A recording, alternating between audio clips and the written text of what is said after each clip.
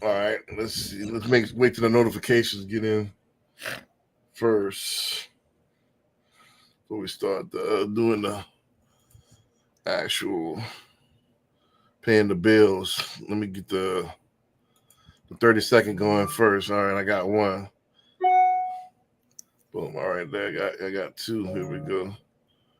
Let's go and get this going.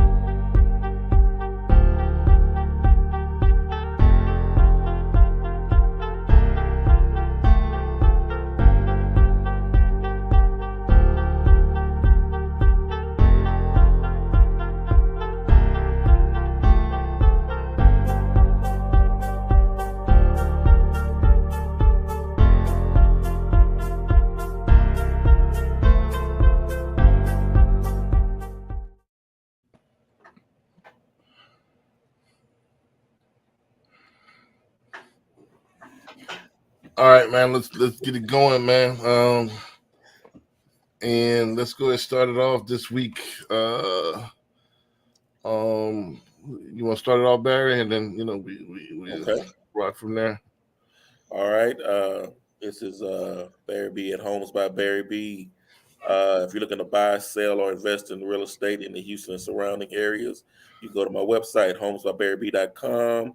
You can give me a call, 832-786-1270. Or I'm on all social media, or you can Google at Homes by Barry B, and I'm everywhere. I'm on Facebook, X now. It's not Twitter, X, and I have a YouTube channel, and uh, what's the other one? Oh, Instagram. Yeah. So I Mm. forgot which one. All right. So just let me know. Let's see if we can what we can do to get you to your dreams. All right, CJ. So everybody, CJ, the realtor, broker owner of Greenwood Realty Group down here in Houston, Texas. Give me a follow on social media, pretty much all platforms at CJ Sales Texas. That's CJSELLSTX. Give me a follow. Let's collab on there. Also, check out the website, greenwoodrealtytx.com. If you're looking to sell, kind of curious to what your home is worth, or you're a buyer, you want to see what's out here that's available on the market right now, we have all the information on the website. And if you're an agent, whether you're new or experienced and looking to join a team that's going to take you to the next level, we have that information on there too. So go to greenwoodrealtytx.com.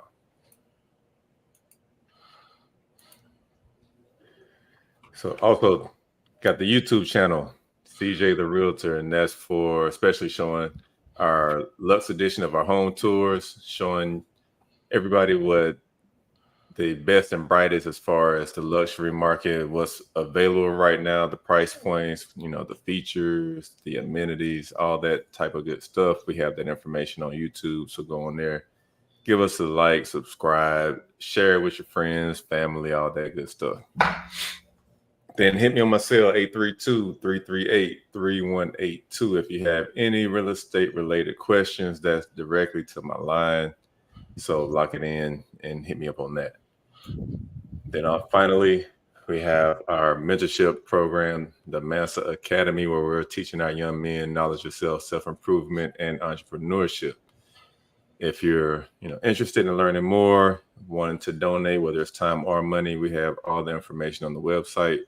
So check it out, give us some feedback, let us know what you think. And I'm out. Are you just beginning? This is the beginning of the show. You know what I'm saying? So, I'm out of the intro. Gotcha. We're going to do the outro at the end. All right, so Brandon B. Dixon, NMLS 1541210 at Billionaire Loan Officer on all social media. Don't forget, I'm a luxury agent as well. So it's the one-stop shop. If you need to buy, sell, lease, or finance, I can get you going on all of the above. At Billionaire Loan Officer is the handle on YouTube. So like, subscribe, share, so on and so forth. The website, if you want to go ahead and book me for a consultation or get your application going, is www.applywithb.com. You can go ahead and find me there. Also, a lot of people ask about the Cash App. The Cash App is the power of ownership. $, the power of ownership. Also, a couple other ones before we get going. You want to check out my rates. You know, my rates are posted daily. So what's today's race.com? Go there and you can check your rates. Compare me to your Chase pre-qual or your Wells Fargo pre-qual, you know, and I guarantee you I'll beat the rate. Go to what's today's race.com. Also, the last one is cocinvestmentclub.com. I'm looking for the banner here. It seems like it disappeared. You want to get the investment club going? We got something special. We're about to revamp the investment club. Y'all stay tuned on that. We're about to make the membership a little bit less, and it's going to be able for opportunity to make some money as well.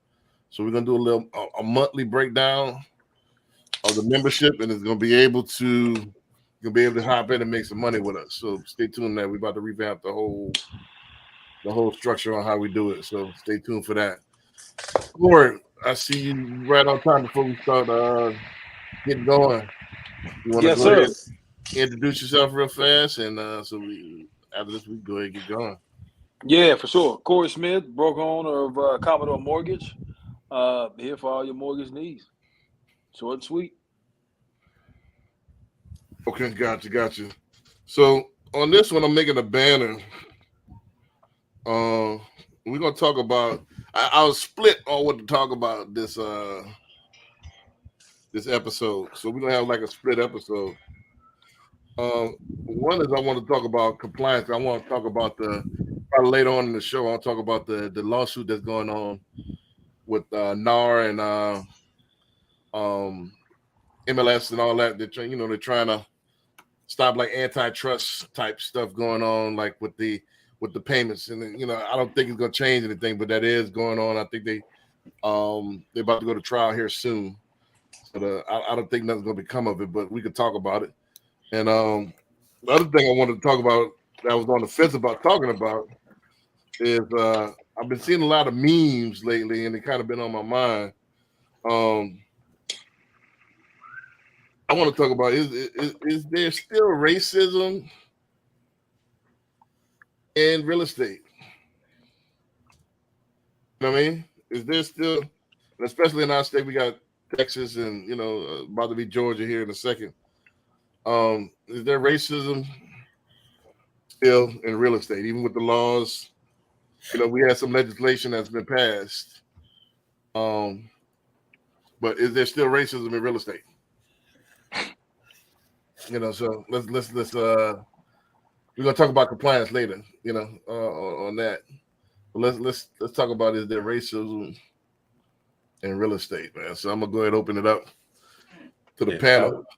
I would say it is. Like I just seen another story with a black couple getting a house appraised, and they came in a lot lower than what they expected. Then they had a Caucasian friend sit in the house and had it reappraised and got the value that they were looking for. This is not the first, and I doubt the last time we'll see this. So, and that comes to play also when you're working with sellers and you get to that point when the buyer is buying and it's time to get the appraisal. It's like, all right, do I tell my black clients to take everything down that's black centric to make it appeal to a potential appraiser that will lean towards the other way? So it gets tricky because a lot of stuff happens that you can't prove, but you kind of have an idea that it's going on, especially too here with renters, because once you send that, if you're representing the potential tenant and you send them that driver's license, got the picture and everything on it, then they say, no, we're good. But then they got good credit and everything. It's like, It's like You can't prove it, but you kind of got an idea that might be part of the reason why they didn't approve them. So it's a couple of things. It's a couple of ways. Like, it's real kind of like on the low because you really can't prove it, but you kind of have your suspicion. Yeah, that's a big thing. Yeah, you can't prove it unless they just come out and say it. Right? Unspoken, huh? And a lot of times they do it because they know, it's going to cost a whole bunch of money for you to try to dig deep and try to prove it. Yeah, what I'm saying? And a lot of times, it ain't that situation where cats want to spend money or even add the money to go deeper into it. Yeah. Oh, what made me think of this as well, I was watching Fresh and Fit the other night as well, and it was everything about real estate. And one of the points that they made out, they say black male is on the bottom of the totem pole as far as renter. You know, so it's studies out that show that black males have the highest eviction rating. Single black male. You know, so and you know this typecast, and even though statistics show, I wonder why, like, everything else is blind. Why they as far as like stuff like this, they still have the race involved. You see what I'm saying? Mm-hmm. So, like, with that being said, if there's studies out there like that you can publicly access. So if you're a single black male, even though if you could be 100 things doing right, do 100% things right, but if you in that type, it's gonna be hard to rent something. Then it's almost like if you do have a record, shit, it's almost impossible to rent. Right? Yeah. It's like you got to be squeaky clean. If you squeaky clean and you a black male, you already typecast. But if you have you black male and got a record, you almost finished because it's gonna be hard. You got to damn near buy something. Yeah, they especially with renting. I mean, that's one of the first things they do is background checks. Right. I mean, so that's the first thing that's coming up. So and that's why they got a lot of people that's homeless. They try, they had a criminal past, even though they served their time. But if you can't find nowhere to live, you ain't got the family support. So streets is calling. They I mean, and well, what you get is those places that are not as nice and not as safe. You go to those places. But if you got your family and you want to go to a nice neighborhood, it's gonna be a lot rougher. Right. Mm-hmm. So, I mean, I get where they're coming from as far as you try to screen neighborhood, you try to you want the neighborhood as safe as possible, especially with the kids. But that's crazy, like though in California, and other places as well. I know you got if you're a sex offender, you got to register. However, that don't keep you from actually getting the actual spot. You follow what I'm saying? I mean, I think technically, they can't. That's not the reason, but that's gonna be the reason. You know what I'm saying? Facts. That's gonna be the reason. They just not gonna disclose it that way. Yeah, they just not. Yeah, because they can't. Yeah, because they can't discriminate on you, but they'll find something else, and and that will be the reason when as soon as they see that come up, especially violent crimes too, sex offender, violent crimes. Right. They see that, Right. It's gonna be. I had years ago. I had a relative that was looking to rent. And he had like he had a record, but it was like it was a fight with somebody. So it was. I mean, he ain't hurt nobody, but they got in a fight. I don't know if it was him and his brother or him. It was somebody, but police were called, and he ended up going in for it. Right. And as soon as they saw that, you gone. Nope. And it wasn't, it wasn't violent. It wasn't, he a good dude, just lost his temper one day, I mean, it was a fight. It was violent, bro. Well, I mean, you don't go to jail off a verbal bite. Right. he might not have pulled out a gun or nothing, but it wasn't pistol, weapons and all that. But they might have engaged in fisticuffs. Yeah. But yeah, I mean. So they looking for anything. They are, like you said, you already got 2 strikes against you, right? Black male, and so now, if you sneeze the wrong way, Right, right.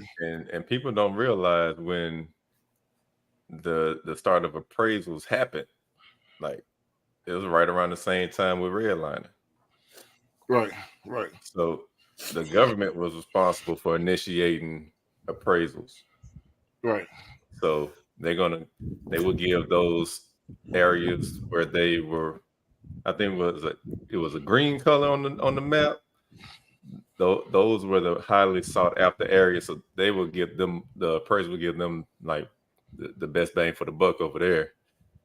But anything in those red line areas, they will not give any value to. Right. And that's why I see some areas like that should be ideal is still like undervalued because of the demographic of that neighborhood. Like some of them sought after, and some of them like, all right, why it's the same type of houses here than is there, but why are these priced grossly, under? Yeah. Mm-hmm. So it's still a lot of people, and the reason why I'm talking about this show, I want to raise awareness, that even though we came a long way on certain things, we still got a long way to go. And they're pushing legislation on pay, but we need to still push legislation to make things stop the discriminating. You know what I mean? So, I think we still got a long way to go because there's still tongue-in-cheek stuff. As far as on the lending side. They make these laws, and and the people know how to get around them, and right. They do, the loopholes and all that, and how to. Well, Chris brought up a big thing as far as appraisal because that's controls the wealth. Right. Because if you're not, if it's up to a man, it's not really a clear-cut scientific formula. It still has room for human error and human judgment. And so anytime you put, what is the old cliche? Power corrupts and absolute power corrupts absolutely. So anytime you give somebody that power like that, you have that opportunity for corruption. Because Barry, I know you've seen appraisal reports, and you like, I wonder why he used this property instead of this property, because we run comps. Yes. And we're like, all right, this is pretty close to this other one. And they pull something a year or two, like something way older than 6 months, and you're like, Yeah, where you get this from? Where this house come from? Right. Look, I firsthand went through a situation where I was trying to refinance an investment property, and the appraiser had screwed me on it. He had went back and took 2 comps from older than a year when there were 6 within the past 6 months. And then I went back and forth with him on email. He would not change the appraisal. So I called the AMC president and had a conversation with him. He understood, wouldn't admit, but he understood exactly what was going on. He said, man, I tell you what, I'm going to make it right. I'm going to get another appraiser that I know, a good guy, a good neutral guy. He's going to do the appraisal for you free of charge. And he got another appraiser to do the appraisal for me, and then it came in at the value that I needed. But the crazy thing is, it was $40,000 lower. Right. And it was all because he went back. I'm like, why are you going back older than a year when you have all these comps right here that's more recent to use? Exactly. Right. So you're saying I'm firsthand experience that you're saying it does happen, but And imagine if it was like a multi-million-dollar property. Come on, man. Like it's crazy. All of those accumulated add up to multi-millions, and then if you take all those dollars out, and just to follow what we talked about last week, with customer service, we used to the abuse. We almost used to the abuse on this, and we've numbed. I give you an example. I had one in New Orleans actually. The appraiser just drove by, and the people were outside, and he refused to get out the car. He said he didn't like the neighborhood. And too many people were hanging outside. Like, yeah, the people that own the house are outside waiting on you. And they seen you as you drove by. And so, know, and it was one of those. It was during I think 21, so it was a busy time. So we needed that appraisal as soon as possible. We delayed it. So we had to wait to find a whole another appraisal. I had to go complain and stuff like that. So this stuff still happens in 2020 now. So look, I believe they did a 60-minute piece on that, like a Right. case study on that. Where you know what I'm saying, they actually what they call whitewash the house. You know what I'm saying? They Right. took out all of the black people, you know what I'm saying? The appraisal came back low, what they felt was extremely low. So what they got was a white friend of theirs to pick up the phone, to be there at the house, to answer when the appraisal comes. And it was something like a 6-figure difference. Yep. Right. From And what they that's house what I'm saying. appraised It for. just happened again recently. Right. So yeah, I mean, they got the data out there. They just got to do something about it. right. I want to evolve this conversation even more to, when dealing with real estate people, and I know the way we select people or select leaders in the space, it doesn't help us. But when we do business, even what's up with their ice is colder than our ice. Especially here in Houston. I know in Atlanta it's a little bit different, but you got. I look at the other communities, and they saw that. I come from retail, so I've seen that like on Sundays. It's mostly Hispanic on Sundays because they off. But you have that Hispanic customer. They ask for a Hispanic salesperson, Spanish speaking salespeople. And I actually sent them we had this guy named Joseph Stone. He spoke fluent Spanish. But he's a white kid from South Houston, and they're like, "Nah, we don't want him. We want some we want somebody Spanish." So I've seen this. So, but I think it all starts not only. It's out there with other clients, there's a stigma. Oh, a black loan officer, but even amongst our community, their eyes is colder than our eyes. So what's up? Let's talk about even competency in doing the job, and then I want to involve it in even people like envy and that's kind of ruining our reputation. They're furthering the stereotypes of we get over artists and we don't do the job properly and stuff like that. Hold on, before we jump on it, I got a question on my Facebook. Somebody asked, does it vary from state to state? Are laws different in each state? I would say laws are different, but the process is pretty much the same as far as an appraisal standpoint goes. Like, I'm pretty sure they say, hey, you can't do this, you can't do that, but there is so much power that these appraisers have. It's difficult to put the reins on them because if you don't fight it like Corey did, then you just pretty much stuck with what they say. Right. But people don't know. Taxes too. Say what? With taxes too. Oh yeah, taxes. Yeah. Yep. Yeah. So, I think you're saying across the country, to answer the question, to add to that, I think across the country when an appraiser looks at a property, it's very similar in nature across the board. You know what I'm saying? Right. But I think the rules of, kind of the rules that they follow kind of change a little bit state by state. But the valuation, should be very similar or the same. Right. Is there not a way? I'm digressing. I want to get back into the question I asked, but is there not a way to take the human element out of this thing? With all the technology we got today, we can't build an algorithm. You probably could, but it would be relying upon the public data that it can get. Yeah. Right. You know what I'm saying? So you'd have to make sure that data was good. Yeah. Right. So then now when you talk about home equities and stuff like that, a lot of that stuff is generated kind of through an AI. It's like a system. They pull a bunch of public data, to kind of get a ballpark of what the value of the property is. Right. But the only thing that I don't know how it could do it is if you have a property that's been remodeled or a property that's been upgraded. Unless somebody actually goes and put eyes on it, how do you know to give, Well, I think that's coming with the goggles that Apple. You can do a walkthrough, and I can record that whole thing, and they can have pull that into some type of system. I know the technology's not here yet, but it's got to be coming some soon, because like I said, it's I'm sure of it. anytime you got the human element, you have the window for corruption. And it's going to be different too. I think it'll be like simpler to do with residential, but commercial is another animal. I don't see it could do it with commercial. Right. Well, commercial anyway.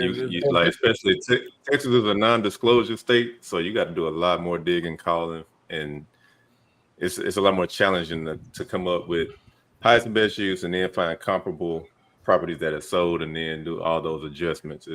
It's going to take some more human involvement than compared to residential. Hey, look, I think we're taking steps to get there, right? Because I'm saying now you have Fannie Mae and Freddie Mac that has these new inspection reports, these new appraisal waivers, because I'm saying they have enough data to support the actual value. So then now you don't have to actually get the appraisal. So I think we're taking steps to get there. We're just not 100% there yet, just to completely say we don't need appraisal. Gotcha. So question for the lenders, like that desktop appraisal that they were doing during COVID, like why they just don't stick with that? The what? When they're doing like desktop appraisals. Desktop. Yeah. Desktop appraisals only on certain loans, and it's still like one of my top lenders still has is what 47% they say appraisal waiver or desktop appraisal. It just depends on the actual size of the loan and the money that they're putting down. What happens is if they putting out 3% or 5%, then it's skewing towards more risky. So they want to make sure that they get a proper evaluation of the property before they lend out, before they take that risk. So it's just mitigating their risk. So that's why they do it. So if you're putting 20-25% down, most of the time, half to be more precise, half of the time you only need a desktop appraisal, or they don't need an appraisal at all. Gotcha. So because it's less risky at that point. You didn't put half of it down, so it don't really matter. Yeah. I honestly think, when it comes to making rules and stuff like that, the 2008 market crash has everybody over cautious about everything. You know what I'm saying? So when it comes to risk and comes to default rates and things like that, you know what I'm saying? I think the riskier desktop appraisals and things like that, they're afraid to let it go because they're afraid the market is going to go crazy, and you got a whole bunch of defaults that the government now got to deal with. So I think a lot of that stuff has to do with risk and has to do with kind of the older people that we have in power, not necessarily ready to let it go with the technology yet. Well, that's humans is what led to the collapse, because what they were doing it before, prior to 18, I could actually Corey or Chris or Barry or Hyman could actually talk to the appraiser and say, hey, make sure this appraisers at such and such, right before there was any regulation, and they would inflate that, that appraisal, so it makes and then same thing they'll do. The loan officer do, hey, make sure we'll pull the money out and keep going, keep refinancing until they had all of these houses on the books, and it appraised way more than what it actually worth. But that was humans doing that, and because they were probably getting a couple of, pieces of silver on the side. Oh yeah, that too. But a lot of that stuff has to do with kind of the main thing that they wanted to stress was arm's length transactions. You know what I'm saying, right? So if I know Barry, Barry, my boy, Barry, look, I'm gonna give you all my appraisal, but I need you, to make sure these values hit. You know what I'm saying? Yeah. It's gonna be a lot more slanted than an appraiser that I don't know, that gets hired just to do an honest valuation. You know what I'm saying? So a lot of that stuff has to do with, hey, look, we don't need no relationships. We're gonna put this AMC to do a random selection of appraiser just to make sure there's no buddy stuff going on here. Right, and that's the point. That was my point, is that humans really influence the actual the variance before. So they shouldn't be scared of computers. The computers is ultimate neutrality, unless you program it to have certain variables. Yeah, but you know what I'm saying, right? But you know what I'm saying, the computers could be altered, Yeah. a little bit. You know what I'm saying, to get the result that you want. You know what I'm saying? That's the problem. Well, how do you get it to, you know what I'm saying, get the data that it needs without a human there to manipulate it? That's the biggest thing. Well, you have a committee, you have a separate tech people that has no interest in the real estate side or something to that effect, and just like Trey do, they revolve them every year or two, and that way there's no favoritism or anything like that. There's ways to get the human element out. What I'm saying right now is they got to be a better way than we're doing it right now. Yeah. Because as you can see, we still getting the same thing as, people driving by, not stopping, looking, prejudging the neighborhood. They see the decor and they evaluate the less. This is right now. How long ago was your incident with your appraiser? How many years ago was that? That was like a year and a half ago. So this is in the 2020s. Yeah. So we still got the same problems. My point is that there got to be a way to try to take the human aspect out of it, because anytime a human gets his hand on it, is a possibility for corruption. Always. Yeah. Oh yeah. But I don't think, you know what I'm saying, it should be point blank comparing apples to apples. I don't doubt, you know what I'm saying, there's probably a nerd somewhere in a lab trying to figure this thing out right now. Right. But it's not anything that's foolproof right now where, you know what I'm saying, the powers to be feel comfortable letting it go like that. Letting it go to the market and accept. Well, that's why we need a couple more funerals. And so that, get the old heads out of here, get the new heads in, and let that thing go. And let's get technology out there so we can keep it neutral. But that's what I would push for, because it's still, like I said, it's still these stereotypes that's out there, and that's influencing and clouding people's judgment. And we suffering financially for it, which we ain't got nothing to do with. I could be 100% perfect, just because your stigma is something in your head that I have nothing to do with. You gonna show up my money. Yeah. How is that fair? Because you got something in your head. What they got to do with my property? Me and my property. Right. You see what I'm saying? So how can we prevent this? And it's like, I didn't do anything wrong. Why should I have to suffer? Why should I be penalized? Look, you asked the question, I'm saying, how we can prevent this. If I ever figure it out, I ain't saying nothing. I'm finna go cash in. I'm finna go, you know what I'm saying, let the powers to be know, and I'm finna cash in, cut me a check. Right. I don't think nobody figured it out yet, man. You know what I'm saying? Because, again, it just goes to the data. It goes to the data that you feed into the system. Right. Nobody has figured out the algorithm yet. Well, that's the thing. Is like, well, now they got technology out there. Anytime you could clone, cows, and what I'm saying, now I got dudes cloning dogs. You can figure out a way that somebody can vote from their house, and you can figure out a way for somebody to appraise something that could be neutral. There's things that don't want to be. You got to get somebody to figure it out. But you got to remember that those programs, a person is writing those programs. There you go. You got to get somebody that focuses on it. Call Elon Right, Musk. but that's easy to check on the macro level, but on the micro level, to check each appraisal, that's a lot harder. But I could check the program. Hey, why is this running in these particular neighborhoods? Why is this 30% less? I could check that. As a FHA, they the one that came up with it. Right. But this to evolve the conversation, man. What's going on with and I'm gonna let Hyman speak because he's just coming in. We got two, Hyman, if you don't know, just to get you up to date. We got two conversations we're gonna talk about today. We're gonna talk about, is there racism in real estate, and then we're gonna talk about that lawsuit that you brought to my attention at the end of last week. So we're gonna get into that a little bit. But first of all, right now we're talking about, is there racism in real estate? I want to evolve the conversation a little bit more about competency as far as picking who do you want to represent you, who you want to deal with in real estate, And there's stigmas along with that. You know, like, and then are we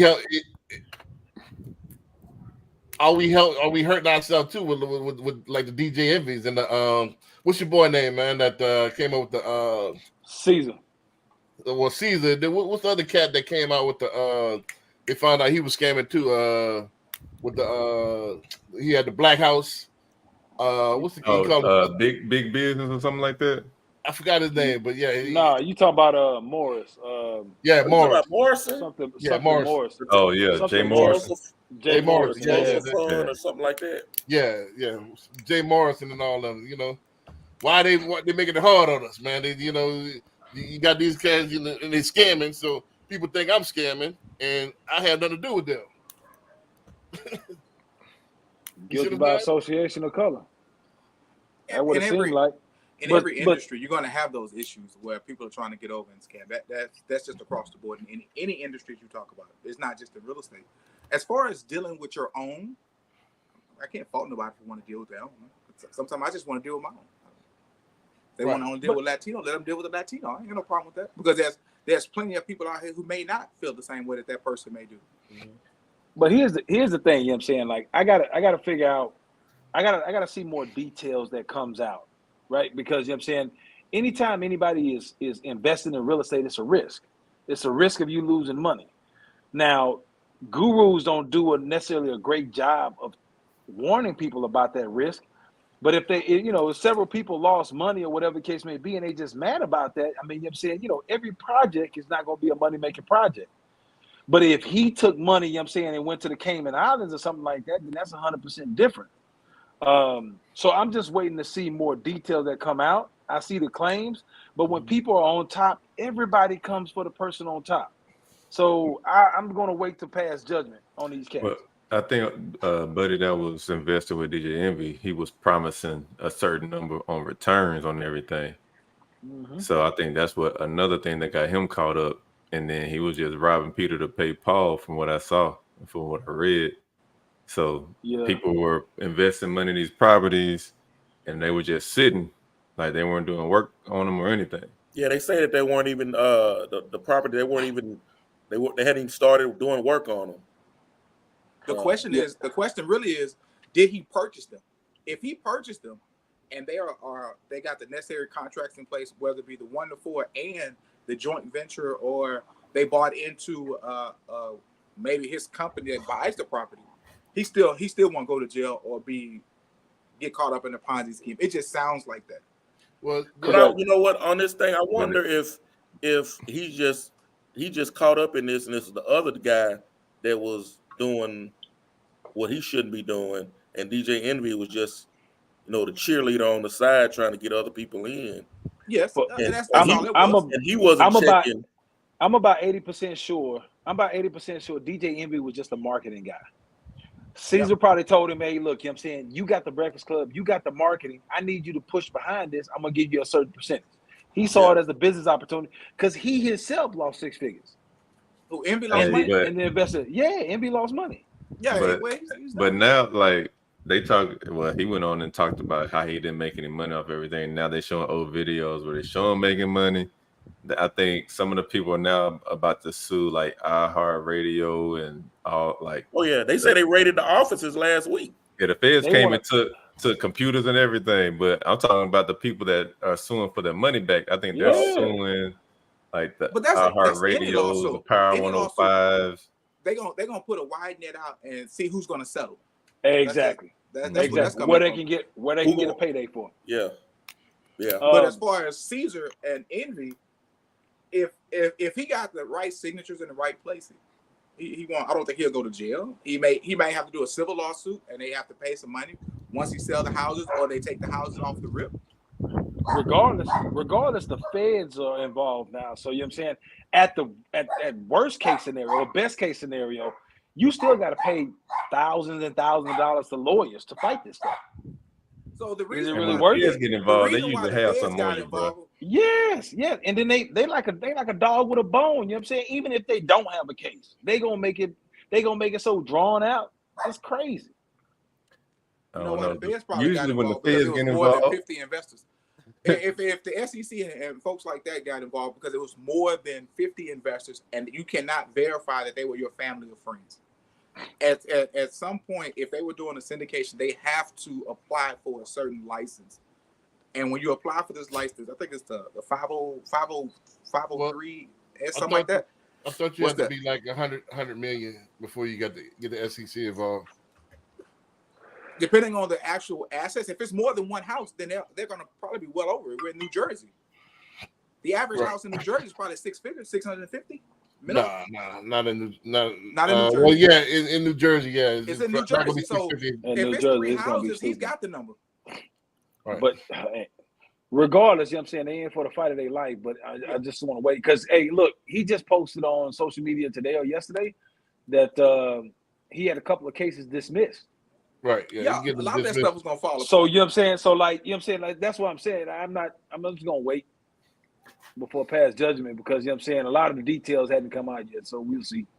Well, this is what I wanted to get into. This is the premise of me bringing that up.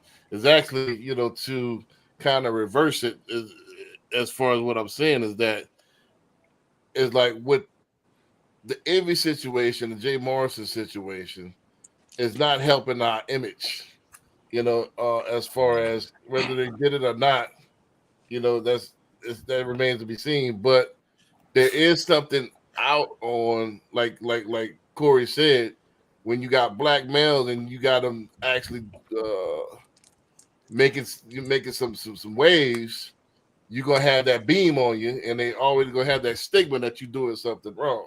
Yeah, yeah, you know, so, you got to be above board no matter what. Yeah, right. Facts. So, we've been dealing with that all our lives, man. Right. We've been dealing with that all our life. But that's the angle I wanted to come at it, and not to say like, "Oh, woe is me," but my angle of racism is there when we do excel in stuff. Is there something to actually try to knock us down a peg? You seen it happen with Turkey Leg; they got sued. You see what happened with anybody, any of our successful, you know, anything in business is always a spotlight on it. I really think that they only want a certain number of us to excel. And when somebody else starts excelling, we got to bring you down. We can't have you. I mean, because what happens if you get a group of black people buying real estate and being successful all over the country? That's a nightmare to them. Right. And then they start gentrifying their own neighborhoods. Yeah, instead of other people coming in and gentrify the neighborhood. Yeah, that's a nightmare. Yeah, that's too much power. You know what I'm saying? We got to knock that down.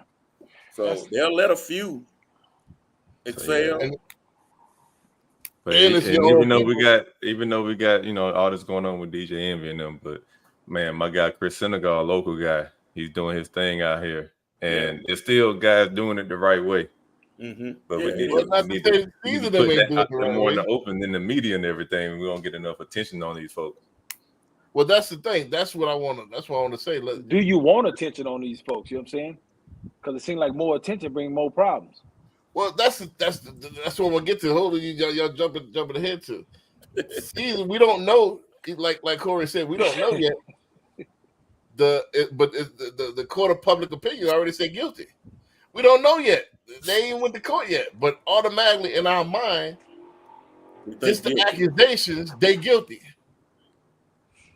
You see what I'm saying? And it's happened over and over again. Michael Jackson, R. Kelly, are you guilty?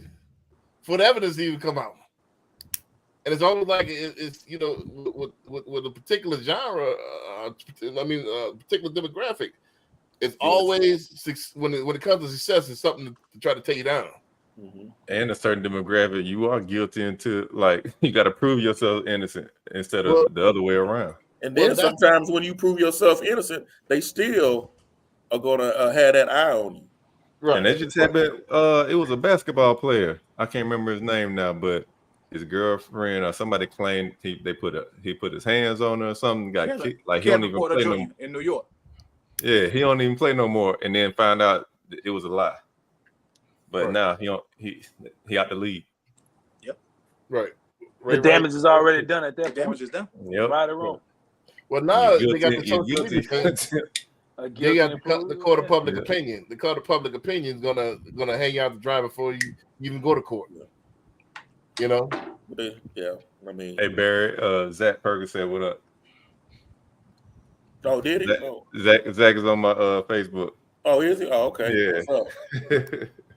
So All right. that's my point. Is like, is it something that we doing to ourselves? So in that question, B, we all have skeletons in our closets, and the more successful we become, the quicker those skeletons will come out. Period. Right? We've all done something we had no business doing or got caught up in, and once we become to a level of success, that is just as accessible to folks as our successes or our downplays. Period. But my point is, dude. But at the same time, too, you look at, you know, once we get established and we're self-reliant, like for example, Black Wall Street, Rosewood, like they weren't doing anything for the mob to come destroy and kill and all that. No, there wasn't. They had a At that certain time, level of no. success that apparently people didn't like seeing. Yeah. Of course. Yeah. And just like, what was that? I forget the name of the neighborhood that they flooded in. Now it's was it Lake Lanier by outside of Atlanta? They did that. I thought it was somewhere in Florida they did that. The issue is that you're concerned with why is it that way? The question we should be asking is, why are we not backing our own as much as the other side backs their own? Well, that's what I'm trying to get Anglo-Saxons can murder, kill, whatever their case may be. Yes, right. Everybody have their opinion, but their own would not turn their back on them. Their own would not take it to the extent that we've taken it to. You mentioned R. Kelly. Trump said he could shoot somebody in the middle of Canal Street, and he still get elected. You know, and that was true. You know, so you know he married a Playboy model or whatever she was. You know what I'm saying? He did everything that you're not supposed to do and still was backed. Yeah, of course. You know, and this is not a reach. This is the fact. You know, so a lot of stuff that we be doing it be a reach. You know, this accusations and the accusations will come out against them quicker than everybody else. Oh, I told you, we fence riders. You know, well, if you do well, okay, I was always with you. If you do bad, man, I told them. And we got to get a lot of us still like in that crab in a barrel mentality too. You know, so is it we're the real racists against our own self?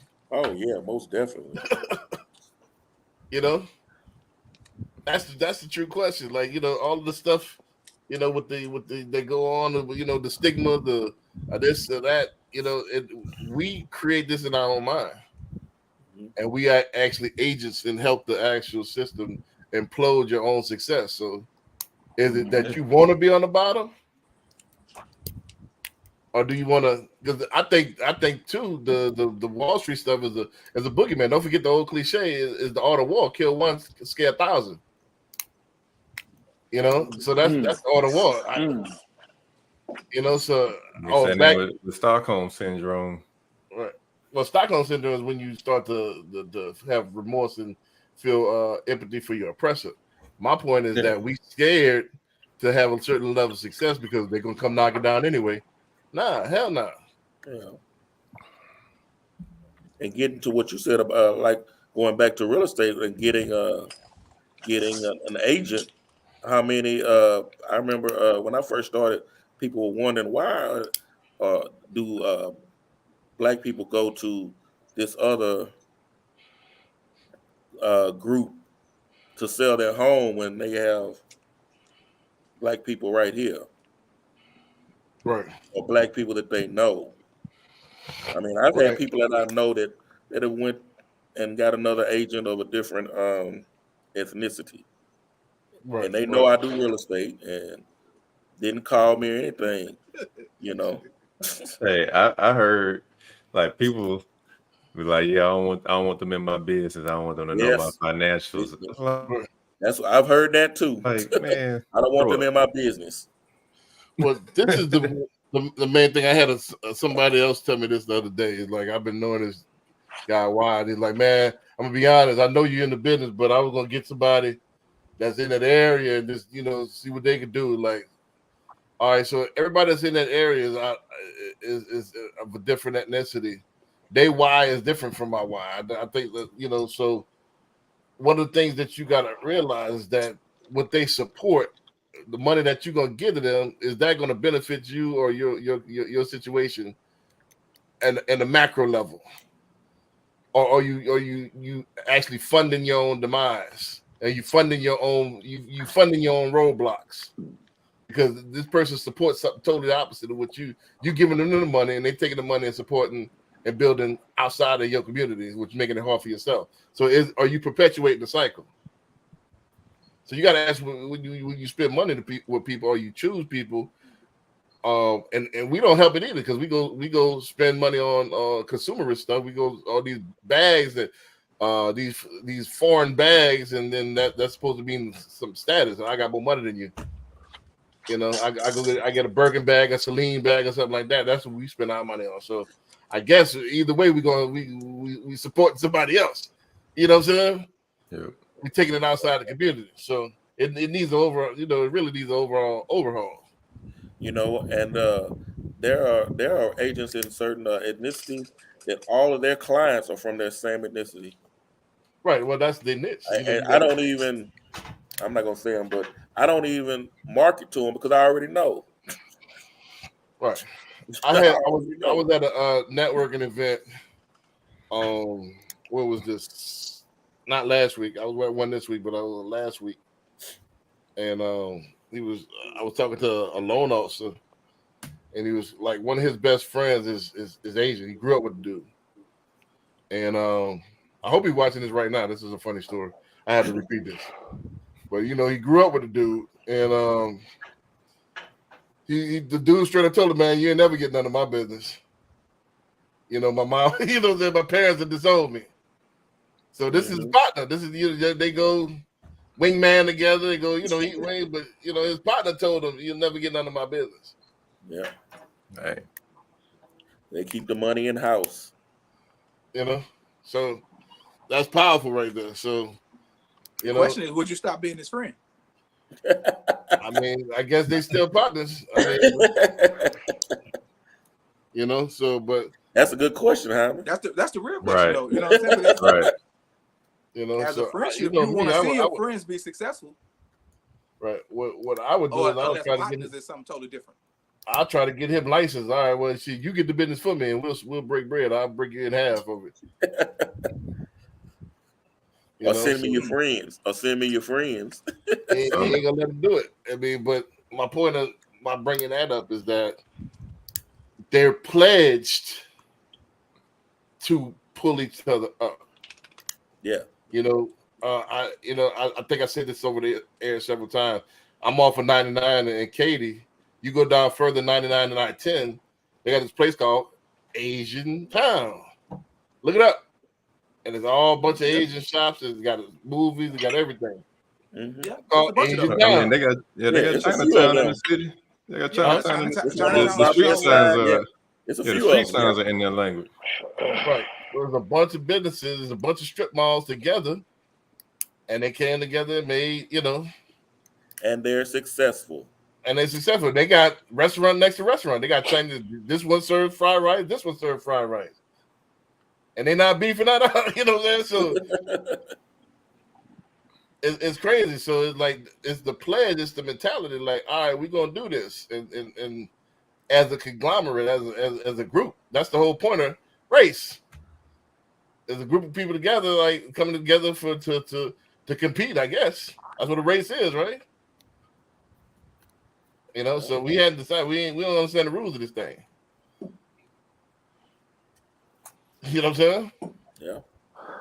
So it is what it is, man. So and then we don't help each other with the but already it's mostly, if you look at it, all the people that's making the comments, look at the pictures on like the DJ Envy and probably calling for his head. Look at the pictures. It's your own people. Yeah. You see what I'm saying? So it's crazy. That's the number one. You own your own number one enemy. As far as when it comes down to the envy situation, Doc, it's okay to say if you did wrong, you were wrong. Period. That's all right. If you're wrong, there's a lot of people who do things wrong, but because we do things wrong, we are taught as a people to be forgiving. We struggle with just forgiving for some reason. On somebody else. For us, We forget. Yeah, we for don't us, forgive each we other don't. enough. Yeah, Right, we don't forgive each other. forgive Now. other We don't forgive folks, each other enough. but we We'll don't go forgive each forgive. other. We'll Yeah. go forgive the Latino for the cartel.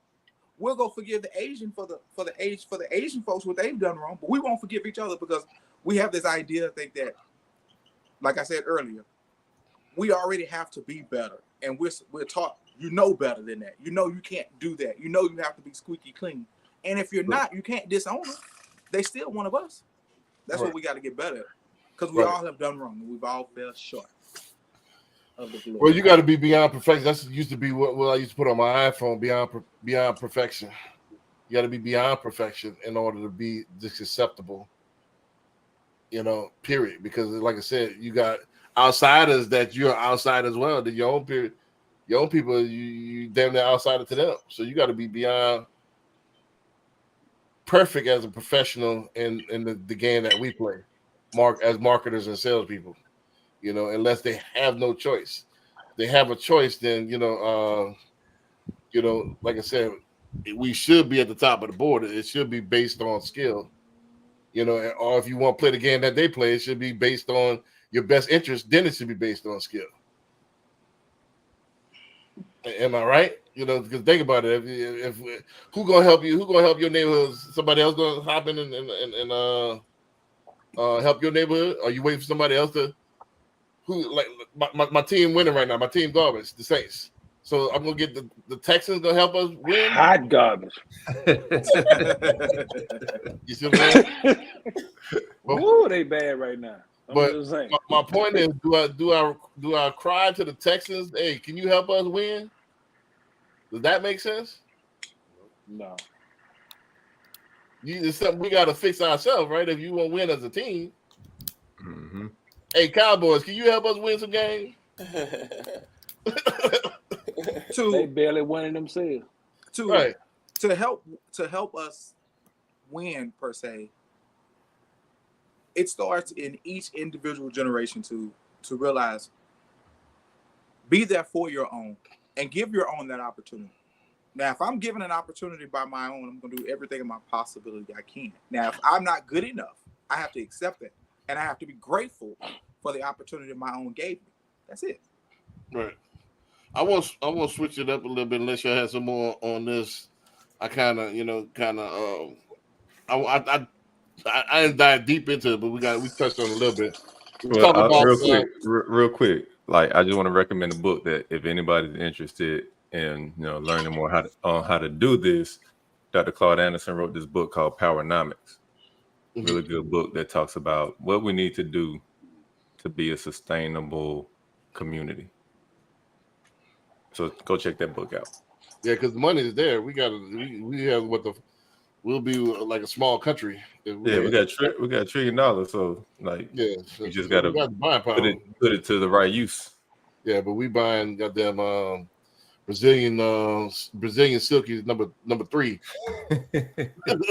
with the power edges. You know, I just came from my water play. But that's okay. Go buy the Brazilian silky number 3. As long as you buying the Brazilian silky number 3 from me instead of the Asian. That's all right. Well, the Asian is cool, but look at Brazilian. Look at it's Brazilian hair. But if you're gonna buy it, if you know they're gonna buy it, well, don't go buy it from the Asian. But just like what Malcolm said, who taught you to hate your hair? Yeah. What about the stuff that come out your head? I don't disagree with that. But to go with the Brazilian silky number 3 and the power of economics, if we stop going to support the Asian and we go buy from our own, whether it be the natural hair products that's best for our hair, which would be the cocoa butters and all that good stuff, we go buy from our own versus. So we say most of those natural products for women and men's hair, that's coming from Africa. You're buying it from Africans. Do you still consider you're buying from your own because you're buying it from Africans? Right, but with I just came to make the point. I just came from my water place, and the spot next to it is a block long. and it's all they sell is bundles. Yeah. They got the whole strip mall to themselves. It's like a size of a strip mall, but it's all bundles, and they pulling up in that thing. You know what I'm saying? Called by the breakdown, but they still pulling up at that thing. Yeah, the beauty supply is solid opportunities there, man. You know, I'm talking about the car's about to break down. Like, Bless you. you need several oil changes. Look. Well, what water place are you talking about, B? I'm in Katy, so I'm on Fry Road. He go buy his water from a water purification place. Yeah, I got you. Yeah, I go to- And so those water places have those shops. I know exactly what you're talking about. They have a big beauty supply right next to it. Right. Well, this one is a block long. Yeah. It's the very next strip mall to it. It's a block, but all they sell is bundle hair. Hey. Borax, grease, and guess what? All those products are directed towards. They got black women on the face of the building. Yep. But you walk in there, who's selling it?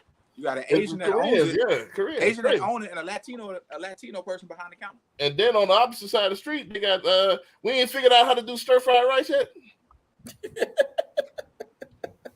And some orange chicken. So And guess who back there cooking it? You know what I'm saying? But then my point is, you ain't never seen a black owned Chinese. We can't cook Chinese food. My mom used to cook a hell of a stir fried rice. They feel like it's culture. We ain't figured out. It's against the culture to go in there and try to cook something. They got Asians. They right down the street from me. They got a place called Cajun Love. It's Asian. Yep. You know what I'm talking about? I know exactly what you mean. So they could cook Cajun food. Why we can't cook Chinese food? Why would only restaurants we gotta have is soul food restaurants? I've never been to an Asian soul food. Right, I've never been to an Asian soul food spot though. No. We got There's soul food sold up. Nah, they got a couple of Asians that they have Jamaican, like a Jamaican soul food. Like jerk chicken? Jerk chicken Like is jerk chicken. some of those own spices it, but are still. I bet they, Some of those spices. I bet they still- got some Nah, Jamaicans back there. Don't forget, there's a lot of Asians in Jamaica. There's a lot of Asians everywhere, bro. You know what I mean? Because no, like real talk, because I worked in oil and gas, and I was like in some of the parts of Africa where it ain't even much going on. It's just an oil town. They was everywhere. Right. Well, my point is, Dirt roads. there's not one black-owned Chinese spot in the United States. Who knows? Why do Can't we get no black and Asian Chinese joint. Come on, B, let's go get it. Let's go get an Asian spot. I You know what I'm saying? bet it'll be better Let's than go what- create an Asian spot. Man, I bet it would be better with Beijing whipping up back there. And there you go, thinking it's Beijing back there. I'm telling you, it's Jose back there cooking it, man. It ain't Beijing. I'm looking at it. I'm looking at the ones around the house. It's definitely Beijing back there. I went and got some Asian stuff last night. It was definitely Beijing. Nah, the dude it was Jose back there too. Mm-hmm. Jose was the prep cook. Mm-hmm. But Beijing took your order. Yeah, Beijing definitely took the order. Kung Pao chicken, fried rice. Right, I extra bet you soy that. sauce. Mm-hmm. You know what I mean? So, yeah. So we can't figure this thing out yet, no. Damn. You know. It'll happen eventually, I guess. I mean, I know for a fact, like we could throw down. I know we could cook. Hands down. Yeah. So I mean, I Ain't guarantee. no question. I guarantee we could make a better what is it, Beijing beef than Panda Express. Panda Express be fire. I ain't gonna even lie. You know what I'm saying? Look, It is. hey, look, Panda Express be hitting. I ain't gonna That's even the lie. McDonald's of Chinese food. That's the fine. It be hitting. Yeah. If you really want some good Chinese food, go to Payway, man. Payway if you want fast Chinese food. You know, Payway be hitting. But now let's talk about that lawsuit, man, real quickly. This was your topic, Hyman. You know, they making legislation to try to change up the pay on how we get paid. You know, but they can't make no legislation to stop redlining and stuff like that. stop the appraisers from being biased on certain neighborhoods, but they can make pays to try to stop your bread. What do you want to bring it up, Ivan? You want to explain it? All right, so up in the Midwest, up in St. Louis, Missouri, somewhere, a seller is suing the MLS service, the MLS system up there. They're suing KW and Remax, and they go to court in November. A couple of other bigger brokerages up there settled already, and the lawsuit is being presented by a family stating that they felt like they shouldn't have had to pay. In a nutshell, they felt like they shouldn't have had to pay the buyer's agent a commission for bringing a buyer to sell their home. Now, they did get the list price that they wanted. The transaction did go smooth. They did say they were happy with how the agent represented it, but they just was not happy with how much why they had to pay the buyer's agent when they didn't hire them. Yeah, which I think that's it. That's it in a nutshell, right there. That's it in a nutshell. I think it's silly, but I'll let y'all go ahead and comment on it before I give my opinion. You know what I mean? I guess it's a tough one, man. It's a tough one. It's a tough one really. Because it is a tough one. It's tough one. But if you've never talked to somebody about paying you directly for your service, we got that cliche statement of, "Oh, don't worry about the seller's gonna pay me." That's the cliche statement that we use as agents. You know what I'm saying? Yeah. Yeah. Even in your buyer's rep, it says that if the listing agent brokerage does not pay you, you have to pay me. You could put that in your buyer's rep. Yep. And and that's the thing. A lot of realtors aren't having that conversation because they're not even having their buyer sign the rep agreement. Right. So, and to come in and tell you, you got to pay me. You got to pay me $6,000 for me to represent you in this transaction. They're gonna look at you like, really? And if your skill set is not there, or your communication is not there to be able to explain and identify what your value is, that's a hell of a discussion to try to have, there, man. Yep. That's why you gotta have it up front. I mean, especially for an agent who's never done it. Because if you look at New York, the buyers pay their agents in New York. So it ain't the same in every state. So this is a good opportunity for people and agents that aren't having these conversations with their buyer clients. You need to really be sitting down having this conversation. Talking about it, man. And for me, on my side, on the investment side, I want to say 50% of my transactions, my investors pay me. Because we trying to get the sweetest deal, and so they pay me for what I do. Here's the problem is that, you know what I'm saying, just as the market currently sits, it's a struggle for buyers to come up with the closing costs and down payment for the transaction as it is here in Texas. Yes. So then now if you take and add that 3% or 2% or whatever it is that you're going to pay your agent, it becomes even more of a struggle. But I'm saying for an actual buyer's agent, you can't roll a buyer's agent closing costs or a agent's commission, you know what I'm saying, into your actual fees for the loan. So that means you have to come out of pocket with that. You know what I'm saying? Yeah. So that creates a big problem for the market. So this lawsuit not only affects that, it affects the whole country. But they're going to have to change so many rules and so many laws, you know what I'm saying? They're going to have to change the way loans are done. But at the same time, like during COVID, when it was a crazy seller's market, sellers weren't paying agents what they usually pay them. No. And because that's a good point. If you weren't having this conversation with your buyer, you was taking a big hit on your commission, especially if you didn't get a rep agreement signed. So you should have already been talking to your clients like, this is what happens, and if this happens, this, breaking every situation down with your client.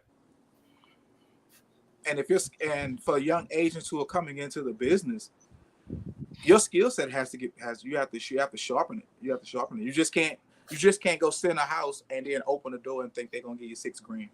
Technically, that's what it is. I'm waiting till everybody finish. Y'all yield the floor.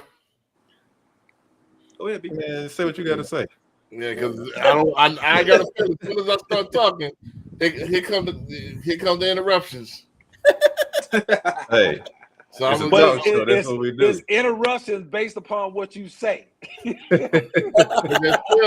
You still gotta proper say it decor. first, and then interruptions come. All right, go ahead. Your little Hyman muted himself so you could go. Well, there's still proper decorum. If you yield the floor, and I start talking, it's rude to interrupt somebody. Ain't nobody interrupting you. The floor is yours. Man, go and say what you got to say. It's time almost Go up. ahead, bro. Right. But that's why I sat patiently waiting, didn't say anything until y'all was finished. You know what I mean? So I hope I get the same respect. Let's see. But I look at this totally different, man. You're agreeing and you're paying for it anyway. People are not stupid. If you are agreeing to this 6% or whatever it might be, that you're listing this particular property for, and you're actually putting it in the actual profit that you want to get, you're considering all that, you're calculating all that. What I want to do as a listing agent with my 6% is my prerogative. If I want to bust this in half to have help and aid for you to bring me a buyer so we can get this closed quicker, that's my prerogative. Also, don't forget that it is financed into the actual loan as it is right now. You can the kind of add the kind of core. There is packing loans where you can pack fees on there, but it's kind of the same thing. You're just moving money around, So if we start doing 3 and 3, now you got to give us a way to actually put this fee inside the loan. Which is all they're doing right now anyway with the 3%. You just financing it. And the seller's paying on their side because they add more money to it to get what they want to anyway. Am I making sense? So you either way you're getting the money that you negotiate upon. Let's say, for example, right now I'm about to hopefully do this listing. The buyer want to do, and they congratulations, B. They teach us this in class that you deconstruct it like this. You go by what the buyer want to make. You add your fees and everything on there, and then you list it for all right. So if he wants 220, I'm gonna go ahead and list it for 245. So by the time tax and fees and all that stuff and my 6%, that's what you're gonna need to after that's gone, that's what you're gonna need to yield that amount. So we put that into the listing amount. So you're paying for it anyway it goes. What if it doesn't appraise for that, B? The property is only going to appraise for what it appraised for. Right. So you can't just go adding $20,000 on top of the damn price. You know what I'm saying? If the property is not going to appraise for it. Well, we do it all the time. Now you got to appraise for that, of course, yes. But that's the whole thing about you and your particular buyer. How much do you want? All right. If I list it for this, all right, you're going to yield a certain amount. Is that not how they teach you in class? You keep saying buyer. You mean seller? Yeah, the seller. Excuse me. Is that not how they teach you how to negotiate or to break it down, to deconstruct the actual what you need to list it for, right? And then they don't really tell you how to negotiate in these classes. Not in real estate schools, no. Nah. I just did the thing. They had a whole chapter on it. Now a lot of it was extracurricular. A lot of it was the practice, the workshops on it. But I did the workshops and everything. But they teach you how to deconstruct all right, if you want it to be this, how do you get to this? And they teach you how to do that. If you list a property that's worth $220 and you list it for $245, it's not going to sell. It's not going to move. So when you have to reduce that, then what happens? You missing the point. You're right. You're right. You're missing the point. The point is that you ask the person what they want, and if they agree to the 6% commission, and I decide to get 3 of that 6 away, what does it? How does it affect you as a buyer? I mean, as a seller, you've already agreed to it. What they want doesn't matter. You know what I'm saying? It's what the property will sell for. You stuck on that. I'm not talking about that. Okay. I'm talking about if I've already agreed at 6% and I give away 3, how does that affect you as a seller? Because the seller sees it as you that extra 3%. Well, why didn't you? back? That extra 3% could be theirs. Why They- didn't That's you going to be the 3%. problem right there. See, they'll why didn't pay you you- negotiate they'll at give you 3 3%. then? And that's going to be the problem. A seller's not, once this goes through, a seller's going to say, "Well, I'm not going to pay 6%. I'm going to pay you 3%." Yeah, I want to pay you because I'm hiring Yeah, you. because I'm paying you 3%. Why would a seller say 6% if that, like you say, you adding all this extra money on? That's extra money that you're adding on to that price. Well, you know, this all negotiable, right? Yeah, it is. Right. It is. Right. So if you didn't want to pay 6%, you negotiated to where you want to pay. Facts, but the house has to sell, man. You got to get a buyer to buy it. If somebody says I don't want to pay that extra 3%, where's that extra 3% coming from? You mean to tell me a buyer's going to come along and pay that extra 3% out of pocket? As the market currently sits, a buyer has to come with an extra 3% on 200 grand. That's extra $6,000 that they don't necessarily have. So we talk about the sellers right now. Yes. Yeah, we talking about sellers right now. But we talking about sellers right now, but it's all lumped in. What you're talking about is that if a seller doesn't want to pay the buyer's agent, the buyer's agent fee had to come from somewhere, right? Buyer's agent fee is all negotiable, and you don't have to. Who, but All who of is it them negotiated by? Who is it It's negotiated by? negotiated by the agent and the seller. The listing agent and the seller. So I Right. tell a listing agent, hey man, I'm gonna pay you your commission. I'm not paying a buyer's agent. All right, my commission is 6%. I'm not paying you 6%. All right, what do you want to pay me? I pay you 2%. 2%. Well, find somebody else. That's how it's gonna go right there. Right. Period. So And that's both parties have to agree. Yeah. Now, if you say, all right, I don't want to pay 4%. Okay, cool. I'm gonna list that thing and I'm gonna put for the buyers. It's 2 and 2. I tell you what you're doing. You're putting the bigger brokerages out of business. Because what happens is that if they don't want to pay that, then they have to go to a transactional fee brokerage. Hey, look, I pay you $500 to put my shit on the MLS. I'll pay a buyer's agent 3%. And then now Keller Williams is that does 50-50, essentially. 50-50 is out of the business. Because now no seller wants to deal with Keller Williams. But And now Because they don't want to pay the fee. certain You- brokerages, What- you have to get and here's the thing. approval to like take a certain commission, right, Yes. right. Here's the next First part of all, about that. certain The percentage. cost of selling a house for a brokerage is not cheap. I think Corey, I think he's still missing the point. When I said find somebody else and you can't find nobody, then what? You're gonna find somebody. There's plenty of transactional brokerages out there. What do you mean? So you got people that'll list your property for $500. Yep. Hell Yep. yes. Yeah. Google it Those now, are- B. Google it now, those B. are called limited listings, right? And so when they put it on, they say it's a limited listing. Okay. For any information, you contact the seller, and they've paid that Yep. listing agent $1,000, and that's it. All the seller's information is That's online, it. and that's Because it. you have different levels. You got the exclusive right to sell, you got the exclusive agency, you got Right, open yep. listing. So you got Okay. different ways sellers could sell a home. My next question is: has the market dictated to that? Why is that not the most popular way to go then? It's not in Because the they agent's best because- interest. Yeah, Right, agents don't exactly. get paid a lot. Because One at a time, they wanna- please. To me, you know what I'm saying? They want an agent that actually has skin in the game and want to sell their property. If I'm transactional, I don't care. I'm just putting your stuff on the MLS. I'm not doing an open house. So I'm not the opening the door. You know what I'm the saying? market has spoken. So if you want this service and you want valet, what's the price you willing to pay for valet? No, but But at the same time, in the seller's market, you might not need valet. It might be a parking spot right in front of the spot. You can Handle just your pull your business car into. then. Handle your business then. Go to the transaction and see how that work out for you. what you're missing is, you know what I'm saying, is that you're putting the infrastructure in the business of Keller Williams, a lot of the bigger brokerages at risk. My point is the market From a political standpoint, they are not going to let that happen. I agree.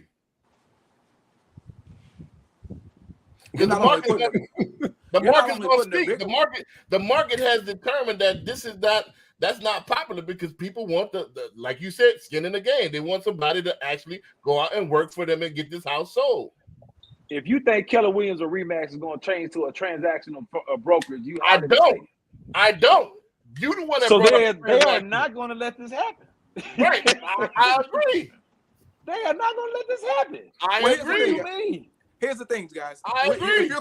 If you consistently believe that this is gonna knock the big boys out the business, it's gonna knock everybody out the business, because if everybody go in and look at actually how much does it really cost us to do a transaction, whether we're a buyer or a listing agent, it's still expensive. If you list it and you still got to pay for your MLS fees, your hard fees, your super fee, you have to go you got to pay for your signs, you got to put out there. If you're going to The marketing, you got to pay for all marketing. that stuff, you still got Whatever that costs. Right. So on that's both my sides point. of the transaction. If there are companies out there that are very small and not noticeable, then if that was the most popular thing, that's what the market would dictate. That's what they would do. People don't do that. They go to agents, and you're not going to convince all the agents to work for free. Not going to happen. So that means they got to get paid from somebody. Where they going to get They paid? Where's And the you're gonna buyer's agent going to get paid and from? we B? back to square one. You're going to negotiate your fee, whatever that might be, 6, 5, whatever, and I'm going to bust that thing in half, and you can't control it. Your property ain't going to sell. What you mean not gonna be- That's what people been doing it for. How many years have people been doing this? I just closed one Tuesday. What you mean it don't sell? It's for so many years. What you mean? Okay, you closed one Tuesday. this Tell is us how about the we've always transaction you done closed it. Tuesday. It's how we always done it. Okay, so when you talk about the transaction you closed Tuesday, tell us about that. Okay. Y'all So- did the whole transaction, buyer side, seller side, for $500. That what you trying to tell me? No, you the one that see how you be getting confused. You the one that brought up that bullshit. That's why I'm asking you. I didn't even know they had people like that. Oh, yeah. Clarify me. Well, People you got- do hey, with that type of bullshit. You gotta forgive him. He just started. He hasn't seen enough transactions. Hold on, Limits. Hold on, Limits. The I'm gonna have to transaction you mute you. closed Tuesday. The transaction you closed Tuesday. Please tell us how that was broken down. Please tell us It's that. broken down just like the rest of them, 6%. 3 and 3. What That's how we are you all talking about? You the one that talking about people want to go to $500. Nobody's gonna do that shit. I done lost my goddamn cigar. Am I missing something? Who talking about a transactional? Who brought that up? You talking about the sellers not paying 3% to a buyer's agent, B? That's what you talking about. No, I'm talking saying about that I'm talking about people. What? I think, I think we get confused on two different things. I think Yeah, what like he's what are saying you is talking that about? Let's I stop think what he's putting saying numbers is that in here nobody's because we gonna don't wanna need to pay be that talking about 6% no if they no don't have commission. to. No, my point is that people negotiate with the listing agent how much their commission is gonna be for. That's true. From there, I don't if they believe want to have a buyer's agent come in and bring their buyer, they bust that thing in half. They listed on the MLS how much they have up for grabs. True. But That's how what they've we always talk- done it.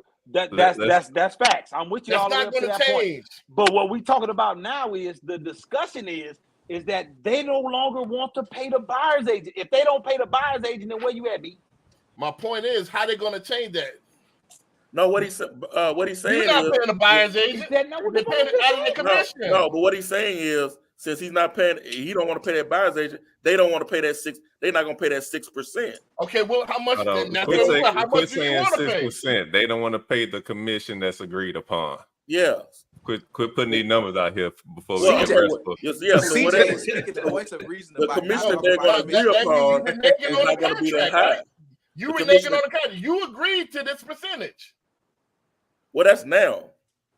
But now you saying that now I don't want to pay it because I don't like you the way you distribute it. No. Damn. That's what I said. Who dog is that? Man, You see what I'm saying? Which makes no sense. They have no leg to stand on.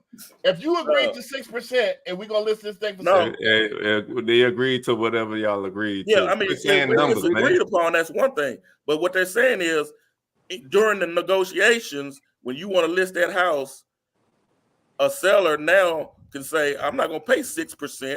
I'm going to pay Quit saying 6%. Okay, 6%. They want to say, okay, I'm going to pay you less percentage. okay. Facts. Then what happens at that point? All right. Now, Now, again, like you said 2. Hyman said too. Whatever the number is, whatever the number is. I got the right to Whatever walk away. And then if so many people walking away and you can't get that thing, listen, now what you gonna do? You gonna go to open door?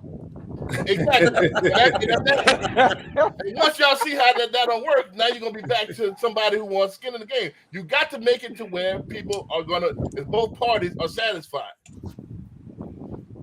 So if you agree, I got to use a number. 6% cool, 5% cool, 4% cool. That's whatever you. Even if you 3%.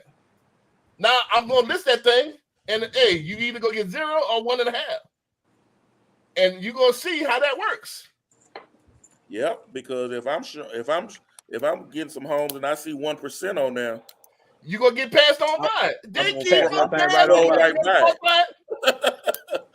You gonna I keep didn't say that. right on by. I didn't say that. I didn't say You that. did say that, though. You said that. I heard you. I heard you, man. I didn't say that. Oh, we still live. We still live. I'm sorry.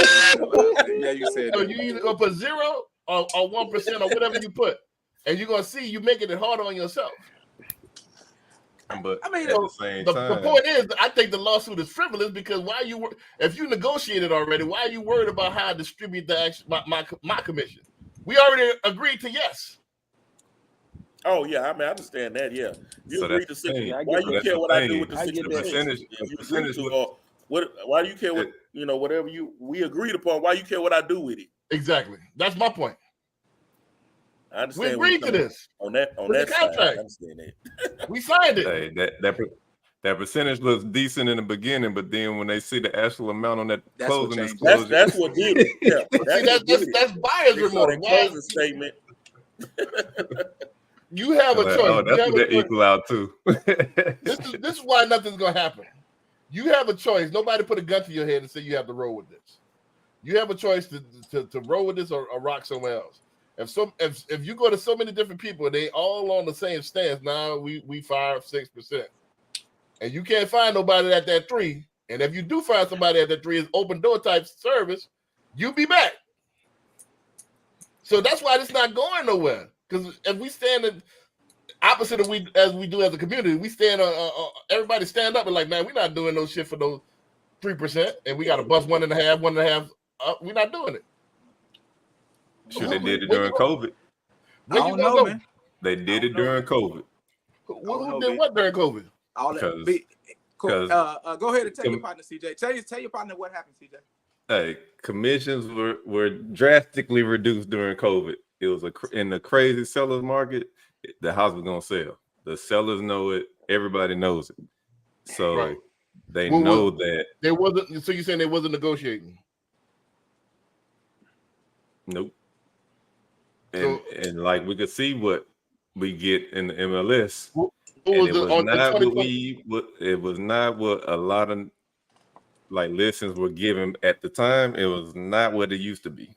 And at some points, it was a flat rate instead of a percentage. What was the least that you listed anything for in 2021, percentage wise? Ooh, go CJ, go. Tell him. We ain't talking numbers on here. Tell him what you did, CJ. I mean, again, it's ancient history. Nah, we still don't talk commissions out in public. Bear? But there was a certain builder. Well, I'm not talking builders. I'm talking about you. They hired you for a listed agent. How far? Let's do this. How far below your norm was it? 1-2 points? Let's do that. That you want to play games. I'm a full service, full fee agent.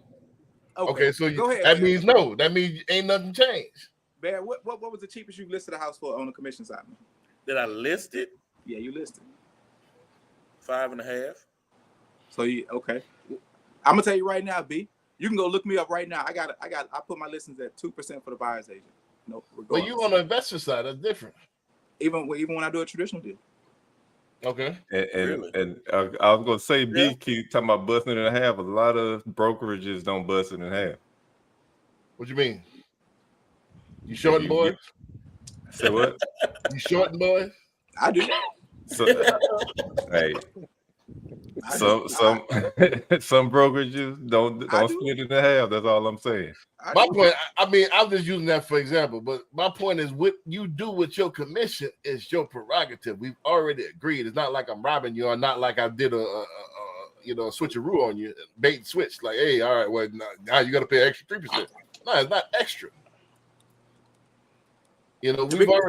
We've already agreed on this. Now it's up to you as the actual listing agent. I mean, as the seller to negotiate what you want. Now, if you go too crazy, good luck with that. Well, here's the thing. Be coming from a seller and as okay, I'm gonna tell you like this, from a buyer's agent.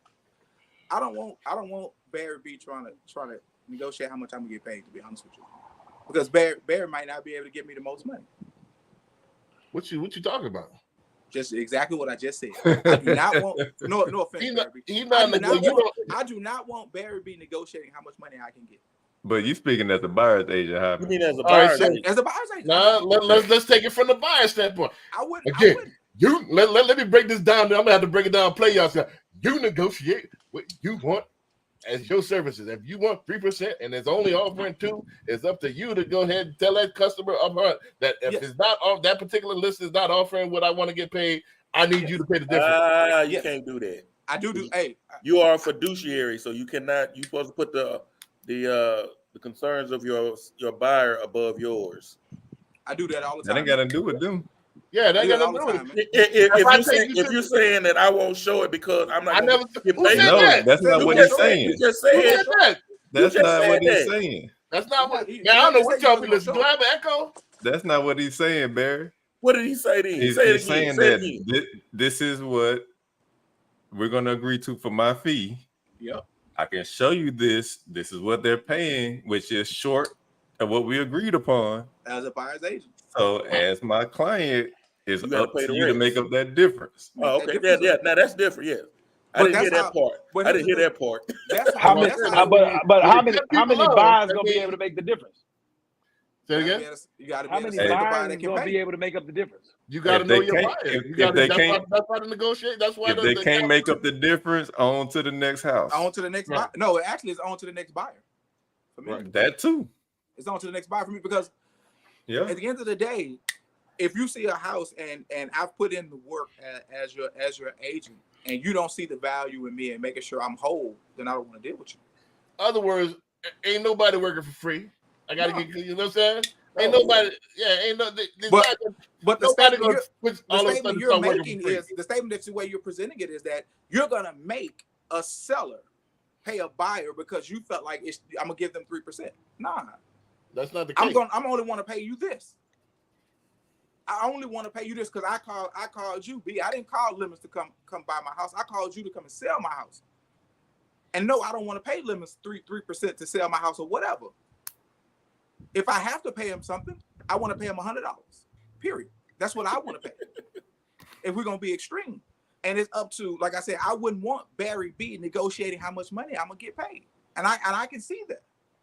I think it's not the same. B. It is not the same. Nah, this is the same. You wouldn't know Barry B is not in the picture while we negotiate. As a buyer. You're talking about as a listing agent. As a listing agent, Barry B. How would you know about Barry B? If Barry B lists a property, Barry B's job is to go in and negotiate. No, Barry B's the buyer's agent. Barry B's the buyer's agent. I'm the buyer's agent. He's talking about he's the buyer's agent. I'm the buyer's agent. I would not want Barry B dictating how much money I make. Well, let's put it just like that. Yes, he does. Because you said, hold on. You just said if you talk to your seller and you agree that I'm gonna list your home and I'm gonna list it for this amount. You just said it does not matter how I split the money that I'm gonna get paid, right? Right. That he's gonna get I paid. would not want you to negotiate how much money I make.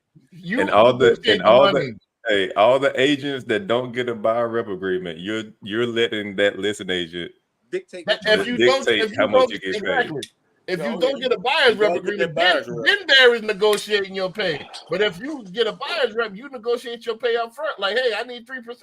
Now, this particular property that you're looking at is paying 1.5. Now, you know that you're responsible for bringing in one other 1.5. Because we agreed it and you signed it. Yep, a lot of agents aren't having that conversation. I'm not having that conversation, people. Yeah. In other words, do it by the book.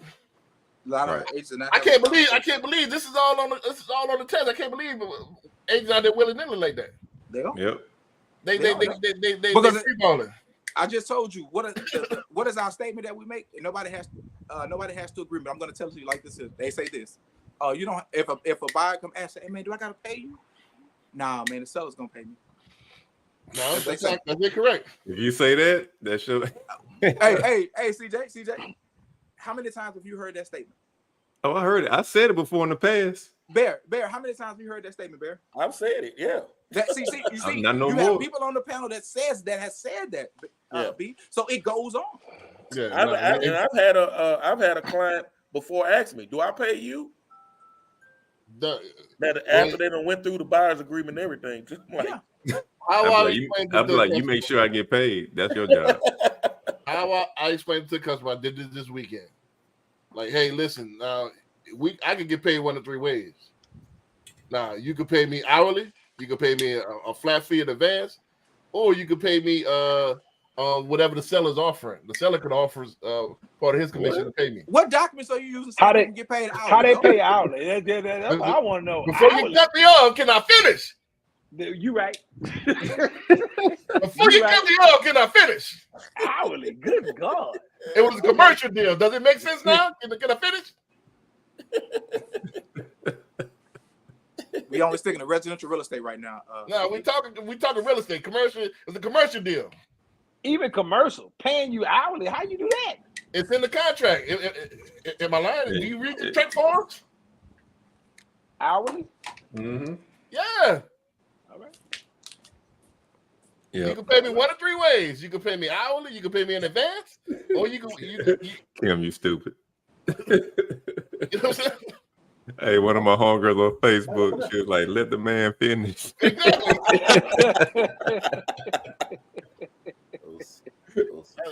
Luckily somebody else said, like, damn, get the statement out. Jesus. You know, but that's how I break it down to them. I let them decide. Like, how do you want to pay? You know, I take commercial. I take 4%, so it's gonna be 4%. You're responsible for it. Man, you take whatever you negotiate with your client. Quit putting numbers out here. I don't need rest for it. Yeah, I mean it's all negotiable, but I'm just giving you an example. Yeah, all these are examples, folks. It's all examples. Yeah. Hypothetical situation. The views expressed by Brandon B. Dixon does not reflect. Hey, but That's it's all negotiable. disclosure. It's not saying that it's a norm. That's the only thing you get in trouble when they say it's a norm. It's negotiable. But I negotiated. Blank line. You negotiated up front. And how can you say that I added something to you, or that when we agreed upon this and you signed it? It's a legal document now. It's a contract.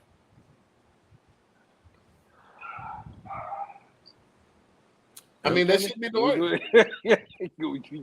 Did you finish? Yeah, I'm done. I yield the floor. No, okay. I'm just making sure. We don't want to cut you off now. We don't want to I cut you yield the off. floor. So here's the thing. Go ahead, Corey. Yeah, to reclaim his time. I mean, I still live there. Oh, go ahead, Lemons. So the issue is not the fact that no one disagrees with about how those commissions should be split, one way or left or right, up or down.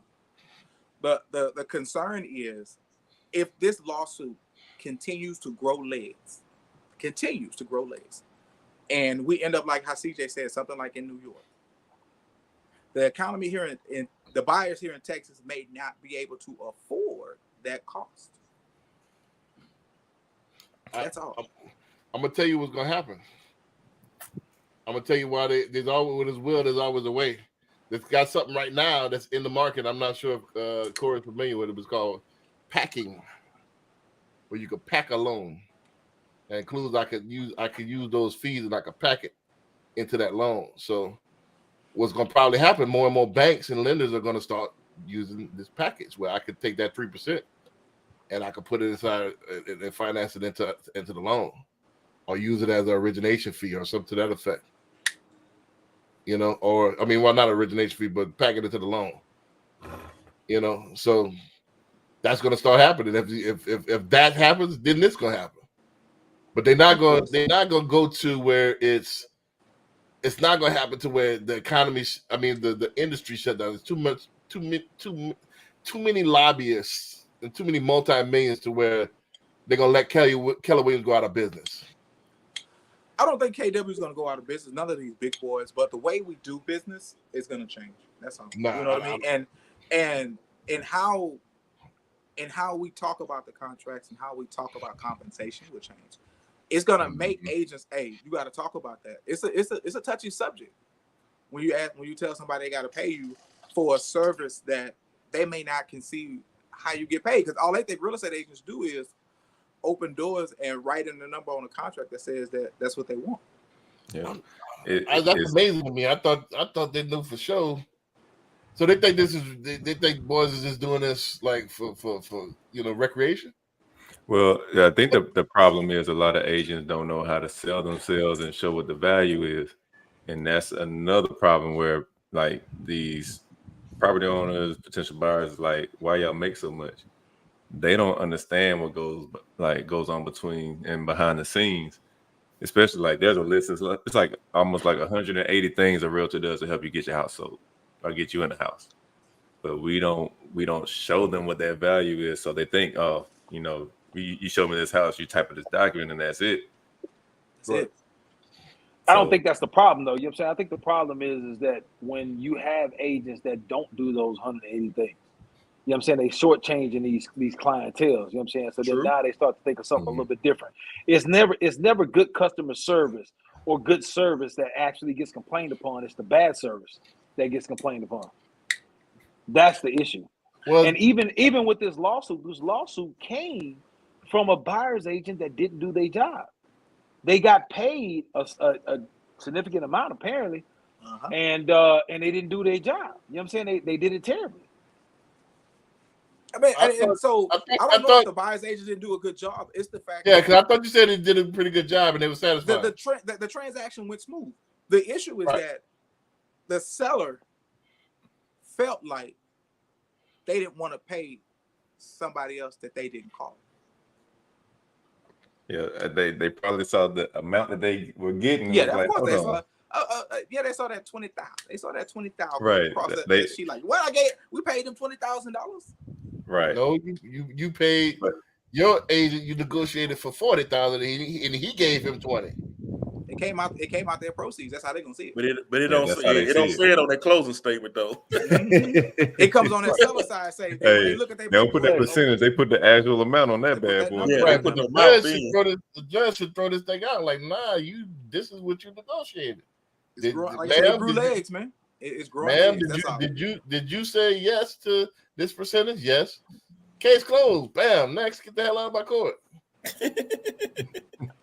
If they didn't have a case, you know what I'm saying, it wouldn't grow legs. It wouldn't grow legs. So they gotta have some sort of case.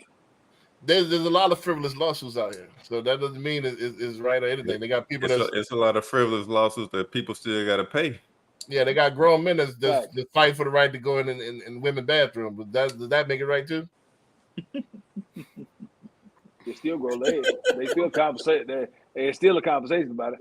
All right. So, but that don't make it right. You know what I mean? I don't see no right in this. You can't put no right in this. Man, you know?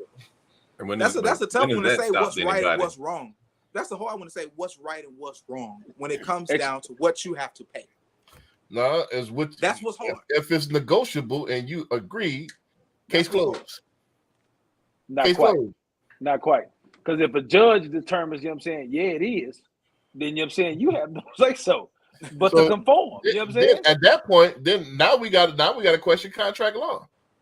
So now it's like, all right, if I agree to a contract and we sign, and I can come back and say I don't feel right about it, so all contracts are void at that point because I don't feel good about it. Gonna change. That's what the whole industry gonna change. That's when you get the clown world, where the contracts are no longer valid now, and I don't think they're gonna change that. If they win this court, if they win this case, it's gonna change. If was the fifth, I hate to take it back, but yeah. I mean, if was a fifth, you know what I'm saying, like that's okay.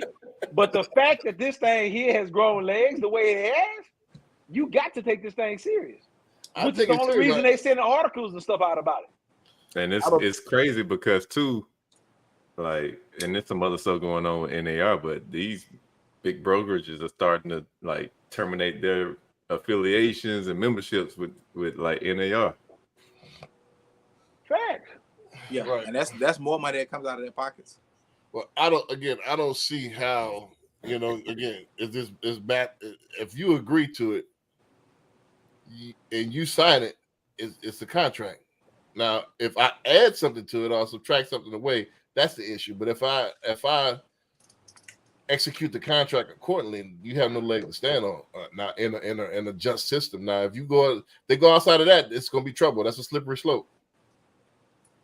They go That's outside of true, that. They sir. say, Good, "Nah, I don't feel like this, and I don't feel like that." We're in trouble. We're in trouble.